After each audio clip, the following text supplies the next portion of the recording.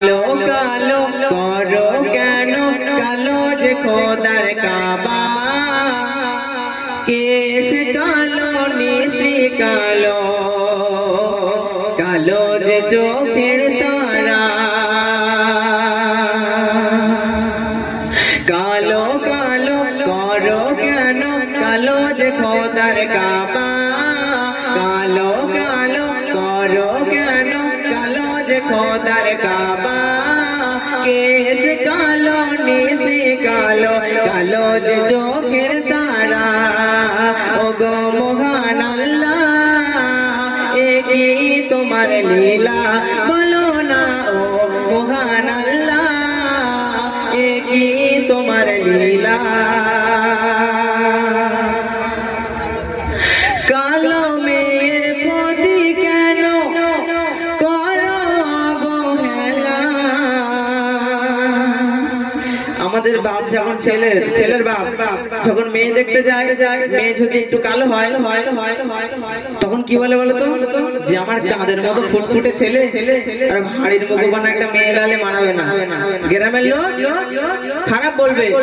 কিন্তু আল্লাহ পাক কালোর ভিতরে যে এতটা সম্মান দিয়েছে কবি ছন্দের মাধ্যমে লিখছে একটু মন আকর্ষণ করবেন কালো মেয়ের প্রতি কেন করো অবহেলা কালো মেয়ের প্রতি কেন করো অবহেলা কালোর প্রতি ঘৃণা করে যে কি করেছো খেলা কালো কালো করো কেন কালো যে খোদার কাবা কেশ কালো নিশি কালো কালো যে চোখের তারা ও গো মহান আল্লাহ একই তোমার লীলা বলো না ও মহান আল্লাহ একই তোমার লীলা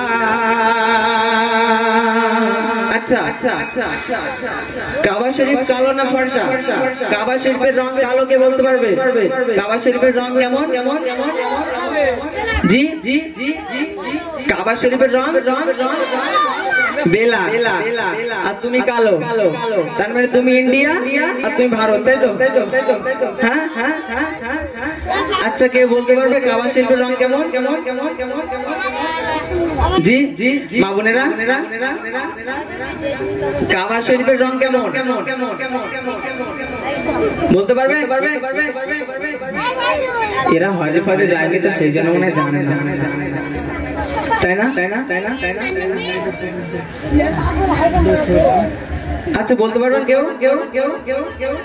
কাবা শরীফের রং কেমন কালো হযরত বেলাল রাদিয়াল্লাহু তাআলার গায়ের চামড়া কেমন কালো হ্যাঁ কবি ছন্দের মাধ্যমে লিখছে একটু মন আকর্ষণ করবেন কারা জানে ধ্বনি শুনে খুশি আর সে বলা কারা জানে ধ্বনি শুনে খুশি আর সে বলা কেন তাকে বাস ভালো রসুল কমলি ওয়ালা ও গো কালো বর্ণ ছিল বটে মন ছিল তার সাদা ও গো কালো বর্ণ ছিল বটে মন ছিল তার সাদা যার পদধ্বনি দেখো শোনে আর সে বলা ও গো মহান আল্লাহ একই তোমার লীলা বলো না ও মহান আল্লাহ একই তোমার লীলা তোমরা কিন্তু এখনো বলতে পারোনি কাবা শরীফের রং কেমন জি জি কাবা শরীফের রং কিন্তু কালো নয় কাবা শরীফের রং কেমন আমি একটু বলবো শুনবে কাবা নয় রে কালো কাবার গেলাম কালো কাবা নয় রে কালো কাবার গেলাম কালো বেলাল নয় রে কালো